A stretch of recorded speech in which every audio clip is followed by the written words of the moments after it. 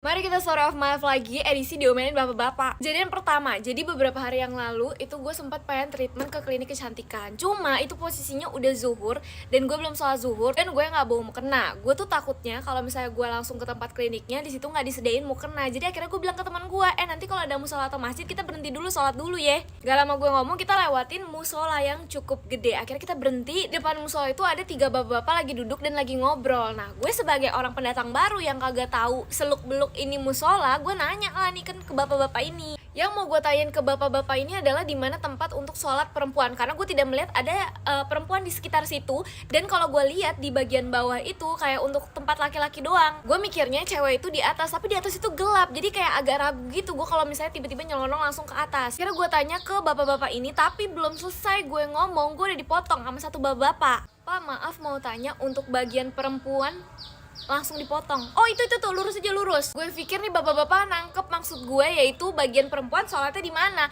Ternyata nih bapak-bapak malah ngasih unjuk bagian perempuan untuk wudhu. Jadi pas gue belok lagi, habis itu gue lurus sesuai arahan, gue lihat lah depan gue ini untuk wudhu perempuan, samping ini langsung masuk ke dalam masjidnya. Langsung mikir, oh berarti sholatnya nyampur nih, maksudnya di satu lantai yang sama. Gue nggak langsung ke tempat wudhunya, gue belok dulu ke dalam masjidnya karena gue mau lihat ada mukena atau enggak. Pas banget gue belok melangkah satu langkah ke dalam masjid, tiba-tiba gue diteriakin sama bapak-bapaknya kenceng banget.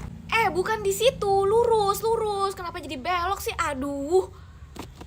Pas gue diteriakin, itu kan gue langsung nengok ke arah mereka kan. Dan si bapak-bapak yang marah-marah ini tuh bener-bener raut wajahnya tuh bener-bener marah banget. Muka si bapak-bapak ini tuh yang kayak, jangan di situ, lurus. Aduh, gimana sih?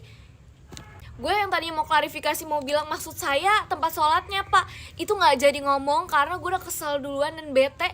Karena gue, ya Allah, maksud gue kalaupun gue emang nanya tempat wudhu dan tiba-tiba gue belok gak sesuai arahan, kayak ya udah kenapa emang gue gak boleh belok, gue harus banget ke tempat wudhu langsung. Tahu abis itu gue gak jadi sholat itu, langsung gue cabut karena sumpah demi apapun gue bete banget. Yang kedua, ini kejadian baru 2 hari yang lalu dan ini tuh lagi sore-sore hujan, abis hujan ya udah selesai hujan, terus gue BM gorengan. Posisinya lagi di jalan gue sama teman gue berdua, terus kayak gue bilang nanti kalau ketemu gorengan kita berhenti dulu karena gue pengen risol. Mula bapak-bapak jualan gorengan yang dipikul gitu dan dia lagi berhenti. Gue samperin, gue lihat nggak ada risol. Gue pikir ini emang belum digoreng atau gimana. Gue tanya, pak ini nggak ada risolnya ya? Terus bapak-bapak itu diem doang. Dia sambil ngambilin tempat untuk naro si gorengannya itu kan. Terus dia bilang mau yang mana.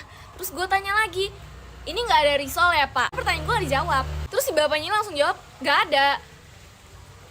Bisa ramah nggak? Ya Allah, gue nggak tahu deh lagi ada masalah apa ya pak di hidup bapak. Tapi tolong banget, saya nggak tahu apa kenapa jadi saya yang diomelin. Kembali lagi di ceritain cerita kalian, edisi punya pacar toksik. Siapa di sini yang pernah ngerasain juga hubungan toksik? Kita sebut saja saudara ini namanya Aca Nehi. Jadi si Aca punya mantan namanya Gali dan mereka ini pacaran 2 tahun lebih. Mereka sempat putus karena restu. Ini restu bukan restu orang ya, tapi restu orang tua. Cuma akhirnya mereka memutuskan untuk balikan lagi. Putus pertama kali, si Gali ini sempat ngancem si Aca. Aca, lu pilih balikan sama gua atau pilih tirai 3? Enggak dong, ini bukan acara Eid Bulaga ya. Kok Eid Bulaga? Super deal. Selain itu, Gali ini juga pernah nampar Aca. Walaupun malamnya abis itu dia minta maaf karena katanya hilaf. Dan si Aca ya maafin. Ya biasalah bulol. Setelah dimaafin, akhirnya balikan lagi. Nah kan si Aca sama Gali. Terus pernah suatu saat si Gali ini minta sesuatu sama Aca dan gak diturutin sama Aca.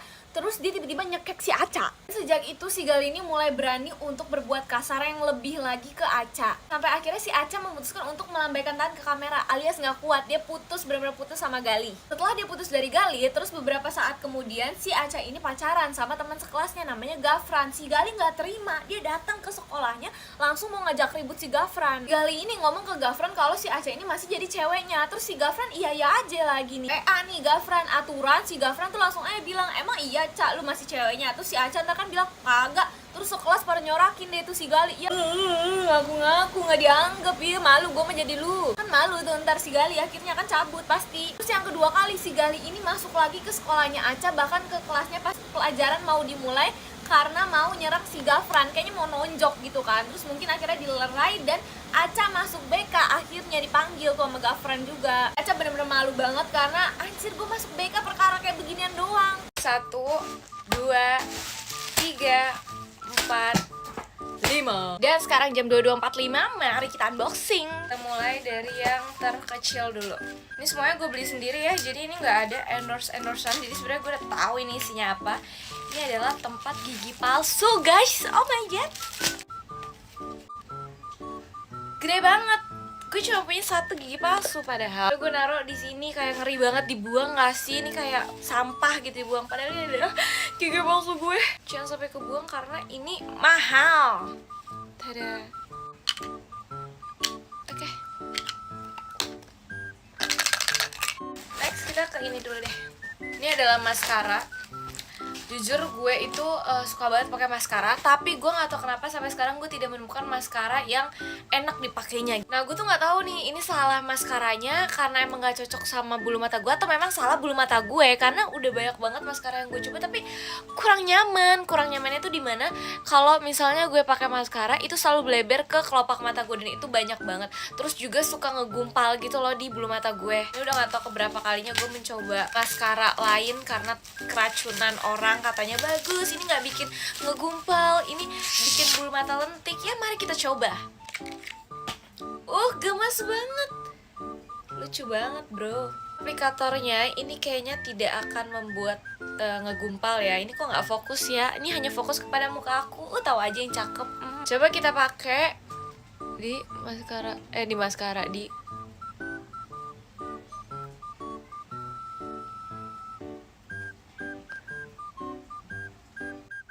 Oke, ternyata sebenarnya sebenarnya ada sih yang nempel ke kelopak, tapi benar-benar sedikit itu. Ini minusnya ya, menurut gue dia nggak terlalu bikin bulu mata cetar gitu dalam sekali pakai. Jadi harus berlayer-layer sih. Ya, kita coba hapus. Tuh.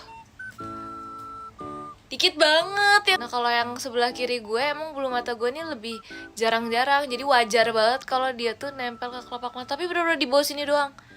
Kalau misalnya biasanya gue pakai maskara tuh sampai atas sini kena gitu. Jadi emang seberantakan itu gue kalau pakai maskara. Apa sih ngomong mulu? Maskaranya dari Bare and Bliss dan intinya ini bagus, gue suka. Next kita balik lagi ke gigi ya, gigi palsu. Ini adalah macam pembersih untuk gigi palsu, tapi gue nggak nyangka sebesar ini. Si gigi palsu gue ini perawatannya tuh sebenarnya kalau biasa doang itu direndam aja di air mateng sama disikat, nggak usah pakai odol. Nah tapi kalau ngerasa udah kotor banget, mungkin kayak udah 20 tahun kali ya udah kotor banget, nggak dong, nggak selama itu.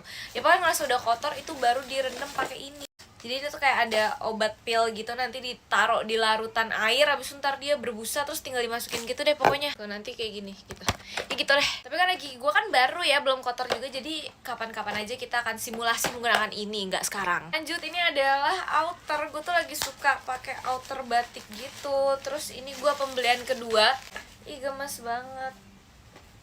Gemes banget. Besok aku pakai buat kampus. Terakhir untuk menemani outer batik gue ini, gue beli inner juga. Tada.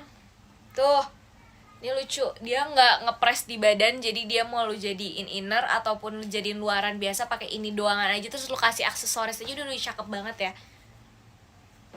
Baik, sekian dan terima kasih. Bye. Besok Senin. Bingung kan lu gigi palsu gue ada di mana? Karena memang kalau nyengir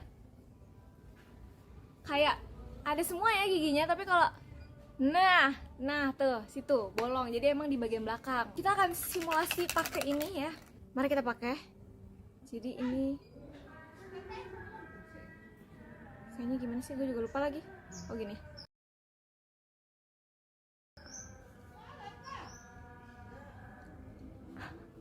kayaknya kebalik deh, gini goblok.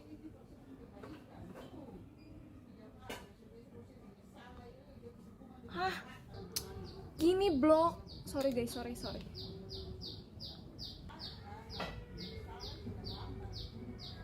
Oke, sudah terpasang. Ini nih ya. Sebenarnya jujur masih agak berasa aneh sih, tapi kayak daripada harus dibehel, gue mending beli gigi palsu aja deh.